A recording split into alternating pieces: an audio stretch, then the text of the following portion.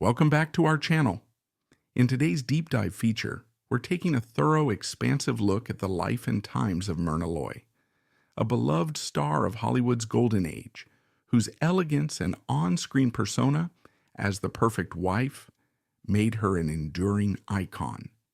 Yet beneath the polished facade of comedic timing and refined poise lies a swirl of rumors involving the criminal underworld, specifically speculation that she was the secret obsession of the infamous gangster John Dillinger. 1. Childhood, foundations in Montana and California. Myrna Loy, born Myrna Adele Williams on August 2, 1905 in Helena, Montana, entered a world that was rapidly changing. Once a booming gold rush town, Helena was evolving into a modern city by the early 20th century. Her father, David Williams, embodied this progressive spirit. Though he started as a rancher, he later ventured into banking, real estate, and politics, eventually becoming the youngest person ever elected to the Montana state legislature. His dedication to public service and belief in equality shaped Myrna's early worldview, instilling in her a lifelong commitment to social justice. Her mother, Adele May, provided a different but equally significant influence. A trained musician who studied at the American Conservatory of Music, Adele filled their home with music and artistic expression. Friends and neighbors would often gather for informal performances, creating an environment where creativity was encouraged.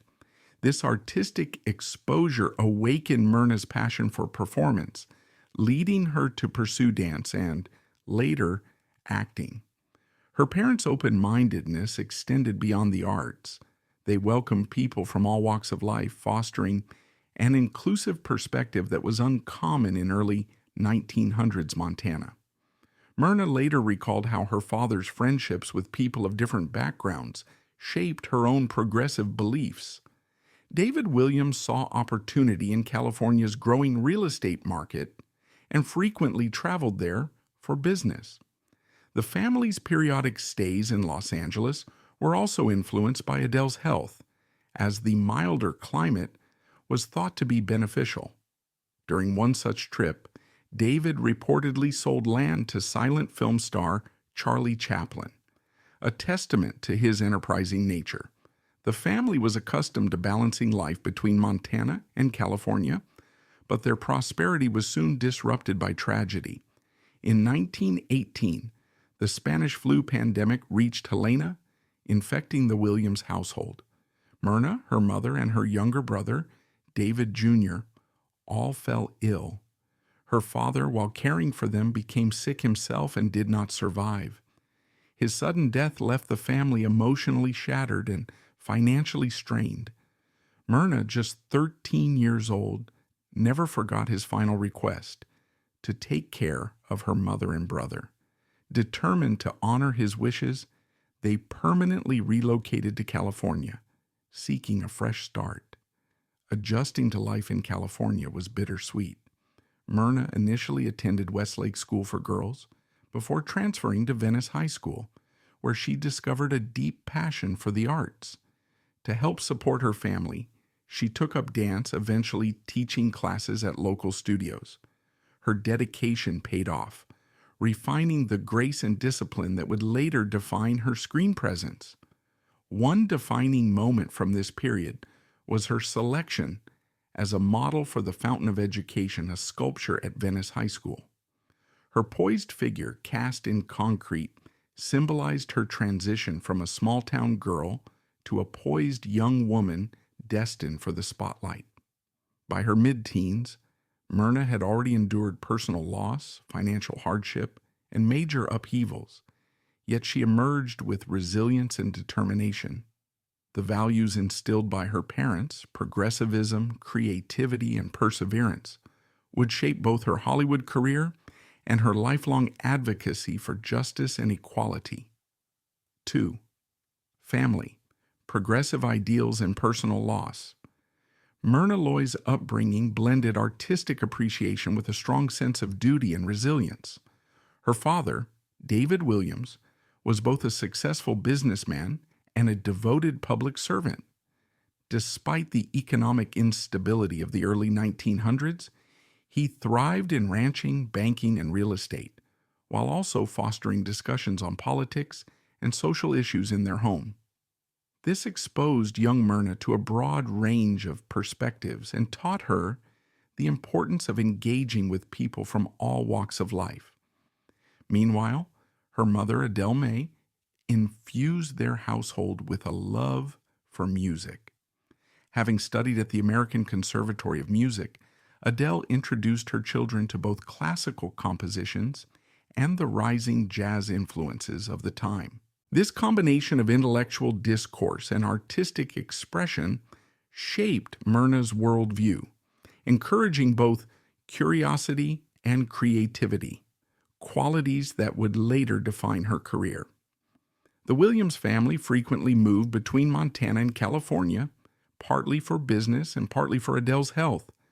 While such relocations could have been disruptive, they taught Myrna adaptability, a trait that later helped her navigate the ever-changing demands of Hollywood. In 1918, tragedy struck when her father died of the flu, leaving the family without financial security.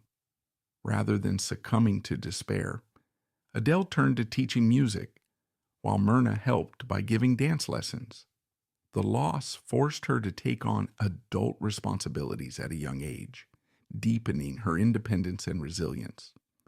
Rather than conforming to the era's restrictive expectations for women, she channeled her father's progressive spirit, determined to build a future for herself and her family. This strength would later be reflected in the strong-willed, intelligent women she portrayed on screen. Interestingly, Myrna's childhood also included a connection to future Hollywood star Gary Cooper, whom she met while growing up in Montana. Though slightly older, Cooper shared a similar small-town background, and when they met again in Hollywood, they bonded over their early roots.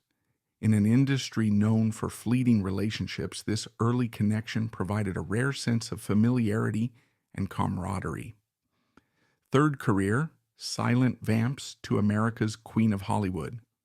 Early forays into film and the silent era Myrna Loy, born Myrna Adele Williams on August 2, 1905 in Radersburg, Montana, began her journey into the motion picture industry during the silent film era of the mid-1920s. Her initial foray into entertainment was as a dancer at Grauman's Egyptian Theater in Los Angeles, a venue renowned for its elaborate stage shows that accompanied film screenings. It was here that photographer Henry Waxman noticed her striking features and graceful presence. This encounter led to an introduction to silent film icon Rudolph Valentino, resulting in a minor role in What Price Beauty, 1925. Although her appearance was brief, it marked her entry into a rapidly evolving industry. In her early silent film roles, Loy was often cast as sultry or exotic characters, frequently labeled as vamps. To fit these roles, she dyed her hair jet black and used makeup to accentuate her almond-shaped eyes, portraying femme fatale or mysterious temptresses. This typecasting was prevalent in Hollywood, which sought visually captivating images to engage audiences with outspoken dialogue. However, this on-screen persona was a stark contrast to her true self. Naturally a redhead with a keen sense of humor, Loy often found these seductive roles more amusing than alluring. Despite feeling confined by these roles, she approached them with dedication, aiming to leave a lasting impression. She later expressed frustration with the industry's tendency to define an actor's career based on superficial attributes, such as unique eye shapes. Transition to talkies and the emergence of star power. The advent of sound films, or talkies, in the late 1920s brought significant changes to the film industry. Many silent film actors struggled to adapt due to accents, voice control issues, or an inability to adjust their acting styles to the new medium. Loy, however, transitioned smoothly. Her years of dance training and stage performances had refined her vocal clarity, making her comfortable with microphones and delivering lines naturally. A pivotal moment in her career came in the early 1930s, when director W.S. Van Dyke recognized her potential. Known as One-Take Woody for his efficient filming style, Van Dyke encouraged Loy to move away from her vamp image and embrace roles as the relatable American girl next door. He believed her comedic timing and genuine warmth would resonate with audiences. This rebranding was a bold move, especially as many silent era stars struggled to remain relevant. For Loy, it was a successful transition. She reverted to a hair color closer to her natural shade, updated her on-screen wardrobe to reflect contemporary styles, and highlighted her wit. Her breakthrough role came with The Thin Man, 1934, starring opposite William Powell. The film, based on Dashiell Hammett's novel, introduced Nick and Nora Charles, a witty, cocktail-loving married couple who solved crimes amidst playful banter. Loy's portrayal of Nora was groundbreaking, depicting a marriage based on equality, mutual respect, and showcasing both partners' intelligence. Audiences were charmed by Loy's light-hearted yet confident performance. Nora was not just a decorative sidekick, but an active participant in the narrative's adventures.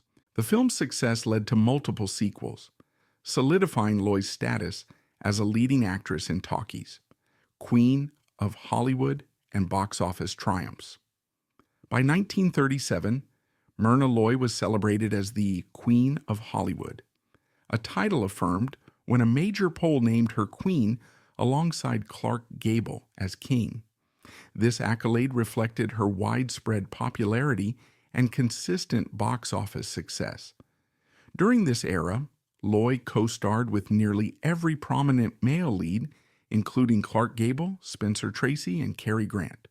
Her roles seamlessly blended sophistication with approachability, making her a favorite among both male and female audiences. Critics lauded her not only for her comedic talent, but also for her effortless transitions into dramatic roles requiring emotional depth. During this period, Loy featured in several successful films. Manhattan Melodrama, 1934, showcased her versatility in a complex narrative. Wife vs. Secretary, 1936, demonstrated her ability to handle intricate character dynamics. Test Pilot, 1938, highlighted her capacity to portray strong, supportive partners. She reunited with Clark Gable in Too Hot to Handle, 1938, delivering a high-energy mix of adventure and romance. Despite occasional setbacks, such as the less successful Parnell, 1937, her career trajectory remained upward. By this time, Loy had proven her prowess in comedy, romance, and drama, showcasing her depth and empathy as an actress. World War II and activism. The onset of World War II brought significant changes to Hollywood. Many stars participated in war bond rallies, performed at USO shows, or featured in films designed to boost morale. Myrna Loy went a step further. She paused her film commitments entirely to volunteer with the Red Cross, traveling to different locations to support troops and encourage civilians to buy war bonds. Her films were banned in Nazi Germany due to her outspoken stance against fascism, a stance that had been nurtured by her father's progressive legacy and her own sense of justice. She was unwavering in her belief that public figures had a responsibility to stand against tyranny, an attitude that foreshadowed the political struggle she would face in the post-war years, post-war shifts and confronting McCarthyism. After the war, Loy sought to revitalize her film career. She reprised her role as Nora Charles in The Thin Man Goes Home, 1945, but soon left MGM to pursue more diverse and substantial roles. One of her most acclaimed performances came in The Best Years of Our Lives, 1946, produced by Samuel Goldwyn. The film explored the challenges for scandal, John Dillinger's fatal obsession, and the HUAC controversy. The Dillinger legend. Among the many myths surrounding Myrna Loy's career, none is more infamous than the one linking her to John Dillinger, the notorious outlaw of the 1930s. According to popular lore, Dillinger was so captivated by Loy that he risked his own safety just to watch her on the big screen. The most well-known version of this story claims that on July 22, 1934, he sneaked into Chicago's Biograph Theater to see Manhattan Melodrama, a crime drama starring Loy, Clark Gable, and William Powell. Unbeknownst to him, federal agents had tracked him to the theater. As he exited, they moved in, leading to a deadly confrontation in a nearby alley where Dillinger was fatally shot. His death became a national sensation, not only marking the dramatic end of his criminal career, but also fueling speculation about his devotion to a film featuring Myrna Loy. Despite the widespread retelling of this story, there is no definitive proof that Dillinger's presence at Manhattan Melodrama was specifically due to Loy. Some accounts suggest he was a fan of her films, while others argue that he was simply drawn to gangster movies in general.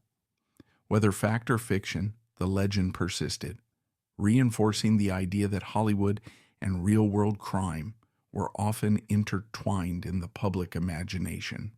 For her part, Loy never gave much credence to the rumors, though she acknowledged that gangsters were an undeniable part of 1930s popular culture. She found it unlikely that Dillinger was so infatuated with her that it led to his downfall. She rarely discussed the story, treating it with polite skepticism when asked. Whether Dillinger was truly there for her or just a fan of crime dramas remains a mystery. Regardless, the legend adds an intriguing, if slightly dark, twist to her otherwise refined and scandal-free image, the HUAC showdown. While the Dillinger story was rooted in speculation and intrigue, Myrna Loy's clash with the House Un-American Activities Committee, HUAC, had far more serious consequences. HUAC, which sought to investigate alleged communist influences in American institutions, turned its attention to Hollywood in the late 1940s. The resulting blacklist destroyed the careers of many actors, writers, and filmmakers accused, often without evidence, of having leftist sympathies. Loy was known for her outspoken political views. She had actively opposed fascism during World War II, supported liberal politicians, and advocated for social reforms, stances that, in the paranoid climate of the time, led some to label her as un-American. Figures like Myron Fagan, a fervent anti-communist propagandist, accused her of harboring subversive beliefs.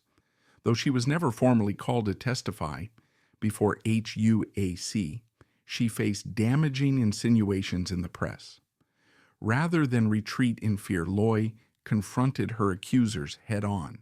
She challenged Fagan to provide evidence for his claims or retract them entirely. In an era when many artists lost their careers over similar accusations, her defiance was remarkable. She managed to clear her name, avoiding the blacklist that devastated so many of her peers.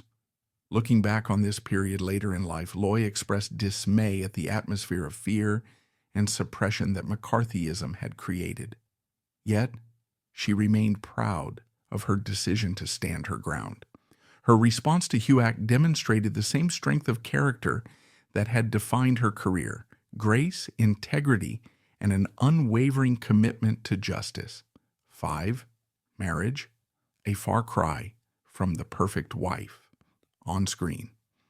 Myrna Loy's on-screen reputation was that of the quintessential spouse: loving, witty, supportive, and an equal partner.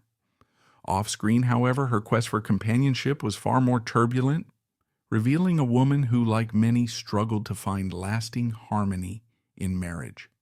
She wed 4 times, each union reflecting a different stage of her life and career. Arthur Hornblow Jr., 1936 to 1942. Loy's first marriage took place at the height of her ascendancy in Hollywood. Arthur Hornblow Jr.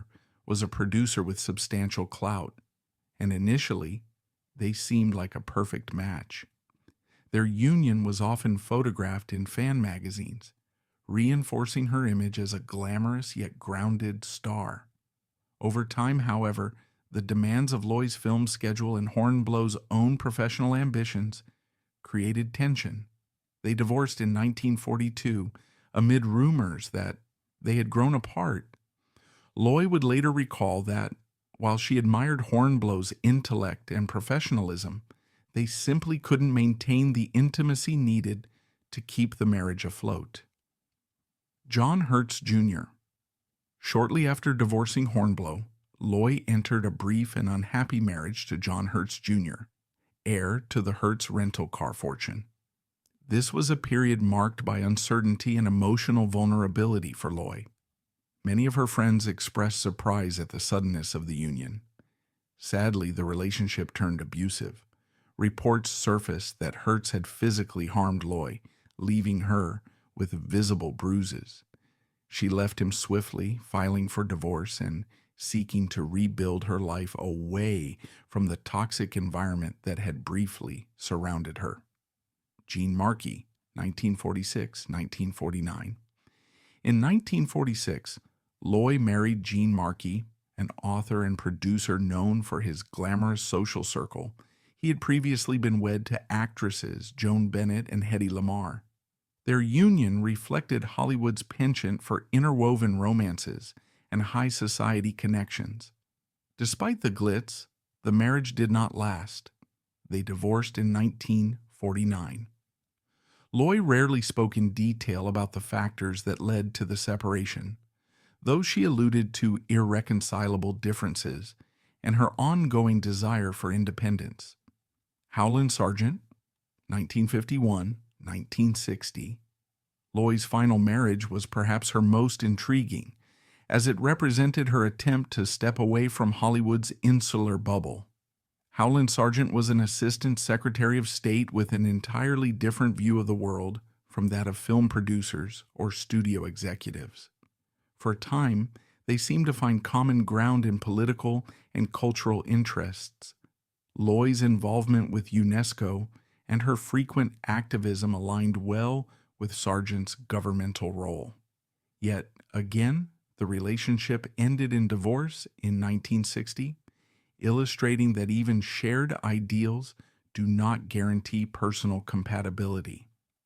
In retrospect, Loy acknowledged that social pressures in early 20th century America encouraged repeated marriage if a relationship failed.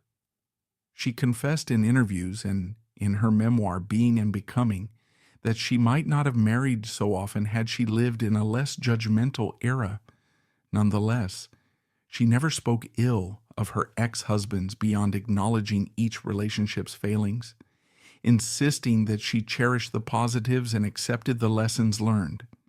The public, meanwhile, was often baffled that the actress who seemed to epitomize the perfect partner could not find enduring matrimonial bliss. For Loy, this contrast merely underlined the difference between film fantasy and real human complexity. 6. Other relationships, professional bonds and social circles. William Powell, partners in crime and comedy. If any relationship in Myrna Loy's life reflected the effortless chemistry of her on-screen marriages, it was her partnership with William Powell. From their first collaboration, they established a dynamic that felt natural and unscripted, leading audiences and even the press to hope for a real-life romance. However, their bond remained purely platonic, built on mutual respect and a shared sense of humor. Powell admired Loy's quick wit and ability to adapt on set, which was crucial for the rapid-fire exchanges that defined the Thin Man films. Loy, in turn, called him the best co-star a girl could have, appreciating his professionalism and charm. Their friendship extended beyond the cameras, involving private dinner parties, philosophical conversations about Hollywood, and a camaraderie that lasted for decades. Clark Gable, poetic gestures. Behind a macho persona, Loy's relationship with Clark Gable carried an air of mystery. While rumors persisted that Gable harbored a crush on her, she found these tales amusing and downplayed them. What intrigued her most about Gable was not his Hollywood tough guy image, but his unexpected love of poetry, a side he kept hidden from the public to maintain his rugged persona. Whether his admiration for Loy was romantic or purely professional remains uncertain, but their on-screen collaborations radiated undeniable chemistry. Films like Test Pilot and Too Hot to Handle thrived on their playful banter and natural ease, reinforcing the idea that they shared a warm, if understated, connection. Spencer Tracy, respectful collaboration, and rumored romance. Another leading man frequently linked to Loy was Spencer Tracy, particularly during the making of Whipsaw, 1935. Initially, their shared no-nonsense attitudes caused friction, but this tension soon gave way to professional admiration. As with many of Loy's male co-stars, tabloids speculated about a possible romance, though no definitive evidence ever emerged. Loy later described Tracy as immensely talented and delightfully unpretentious, praising his depth even in comedic roles. While their collaboration was not as iconic as her pairings with Powell or Gable, it remains a notable part of her career.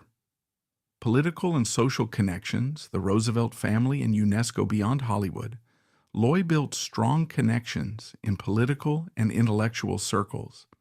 She was a known friend of the Roosevelt family, with President Franklin D. Roosevelt reportedly joking that he might delay the Yalta Conference just to meet her. While likely exaggerated, this anecdote highlights the extent of her influence beyond entertainment. Loy also dedicated herself to humanitarian causes, particularly through her work with UNESCO.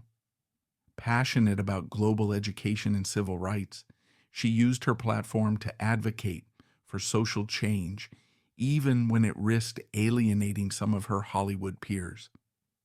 During the Vietnam War, she openly criticized U.S. policies, undeterred by potential backlash. Unlike many stars of her era who carefully guarded their public images, Loy defied expectations, embracing both glamour and activism with equal conviction. 7. Death, a poignant farewell to Hollywood's queen final years and continued engagement.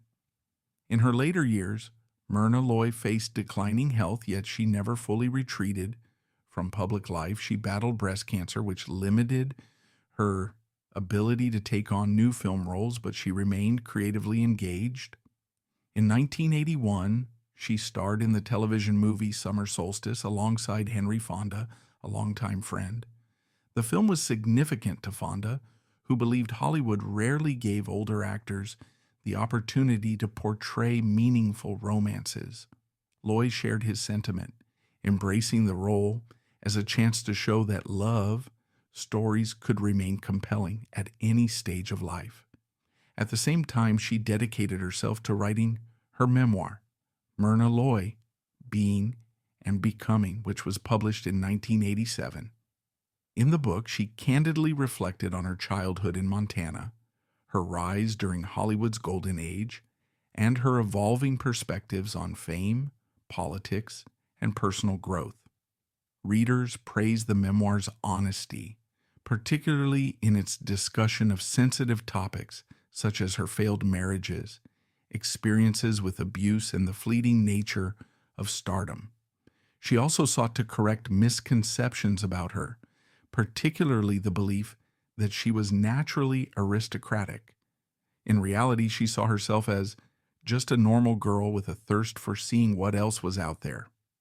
The honorary Oscar and the end of an era. In 1991, the Academy of Motion Picture Arts and Sciences awarded Loy an honorary Oscar for her lifetime achievements. Many felt this recognition was long overdue, considering her influence and her vast body of work spanning over 120 films. By this time, she was too frail to attend the ceremony, but she accepted the award via satellite.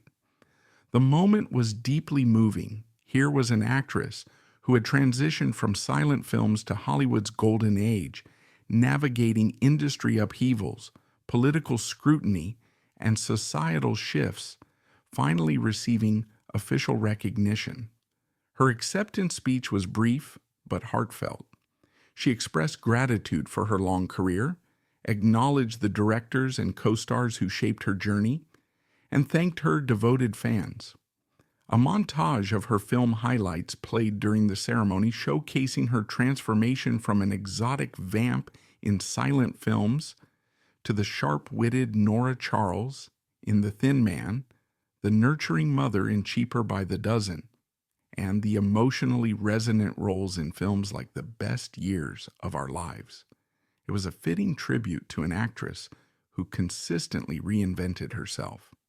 On December 14, 1993, Loy passed away at her home in New York City at the age of 88. As per her wishes, she was laid to rest near her family in Montana. While her funeral was private, tributes poured in from across the entertainment industry. Fellow actors remembered her as a consummate professional, while younger stars admired her grace, intelligence, and willingness to take risks both on and off screen. Posthumous reflections. In the years following her death, retrospectives and scholarly studies have continued to explore the full scope of Myrna Loy's legacy. While the rumor of John Dillinger's fascination remains an intriguing footnote, her true impact extends far beyond such legends. She symbolized the evolving role of women in the 20th century, transitioning from silent film star to talkie icon, from wartime activist to outspoken advocate for civil rights. Modern audiences continue to rediscover her films through streaming platforms and classic movie networks, captivated by how fresh and contemporary her humor feels. Unlike many comedic actresses of her time, Loy's wit was subtle and intelligent, avoiding exaggerated slapstick. Younger generations are also drawn to her activism, seeing in her a Hollywood star who used her influence to push for social change. Her rare combination of elegance, intelligence, and conviction ensures that Myrna Loy remains an enduring icon. Thank you for joining us in this nearly epic exploration of Myrna Loy's life and legacy. From the ranches of Montana to the bright lights of Hollywood and the whispered allegations of gangster infatuation, her story is a tapestry woven with ambition, grace, courage, and of course, that irresistible dash of scandal that Hollywood fans can't resist.